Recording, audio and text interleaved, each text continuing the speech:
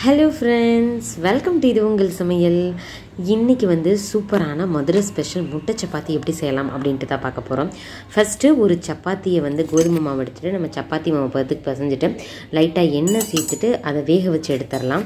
ரொம்பையும் கல்லில் போட்டு சுற்றக்கூடாது, ஓரளவுக்கு பாதி தான் வரணும். பாருங்களேன், ரொம்ப பிளாக்காக வரல பாருங்கள், இந்த மாதிரி தான் இருக்கணும், கருப்பாக இல்லாமல் அங்கங்கே கொஞ்சம் அந்த முட்டையாக வரும் இல்லையா, அந்த ஸ்டேஜ் வரைக்கும் இதை வந்து நீங்கள் திருப்பி போட்டுகிட்டே இருக்கணும்.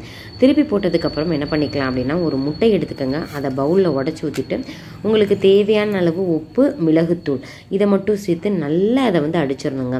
இதில் நீங்கள் குருமா வச்சு சாப்பிடலைன்னா கொஞ்சமாக கரம் மசாலா சேர்த்துக்கலாம். இன்றைக்கி நான் குருமா செஞ்சுருக்கிறதுனால நான் வந்து முட்டையில் வந்து கரம் மசாலா சேர்க்கலாம். சேர்த்துட்டு இது நல்லா அடிச்சுக்கோங்க.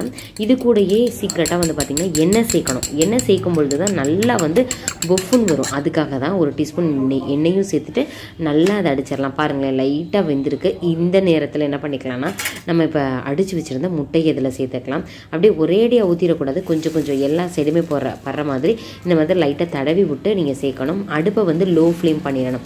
ரெண்டு சைடுமே ஓரளவுக்கு நல்லா வந்துடுச்சு. நிறைய பேர் என்ன பண்ணுறாங்கன்னா, அந்த மாவுலையே சப்பாத்தி மாவு தேய்ச்சி போடலையா, அதுலேயே வந்து வேக வைக்காமலேயே அந்த அடுப்பில் சுட்டெடுக்காமலேயே நீங்கள் முட்டையை ஊற்றிடுறீங்க. அந்த மாதிரி செய்யக்கூடாது, ஓரளவுக்கு வெந்ததுக்கப்புறம் தான் செய்யணும். சுற்றி எண்ணெய் விட்டுக்கோங்க. இப்போ திருப்பி விட்டதுக்கப்புறம் என்ன பண்ணிக்கணும்னா, அடுப்பு நல்லா ஹை ஃப்ளேமில் வச்சுட்டு சுற்றி ஒரு எண்ணெய் ஊற்றிட்டு நீங்கள் எடுத்துட்டீங்க அப்படின்னா சூப்பரான முட்டை சப்பாத்தி ரெடி ஆயிரும். ரொம்ப ரொம்ப டேஸ்டியாக இருக்கும். நார்மல் சப்பாத்தி செய்கிறத விட இது அவ்வளோ டேஸ்ட்டாக இருக்குங்க. ட்ரை பண்ணி பாருங்கள். இதுக்குன்னு சைட் டிஷ் எதுவுமே தேவையில்லை. கிட்ஸை நீங்கள் ஸ்கூலுக்கு அனுப்பும் பொழுது உங்களுக்கு லேட் ஆயிடுச்சு அப்படின்னா நீங்கள் இந்த மாதிரி கூட செஞ்சு கொடுக்கலாம். குருமா வைக்கிறதுக்கு டைம் இல்லை அப்படின்னா கூட. ரொம்ப டேஸ்டியான இந்த ரெசிபியை கண்டிப்பாக நீங்களும் ட்ரை பண்ணி பாருங்கள். ட்ரை பண்ணி பார்த்துட்டு எப்படி இருந்தது அப்படின்னு சொல்லிட்டு கமெண்ட் பண்ணுங்கள். இதே மாதிரி இன்னொரு இன்ட்ரெஸ்டிங்கான வீடியோவில் பார்க்கலாம். தேங்க்யூ ஃப்ரெண்ட்ஸ், பாய்.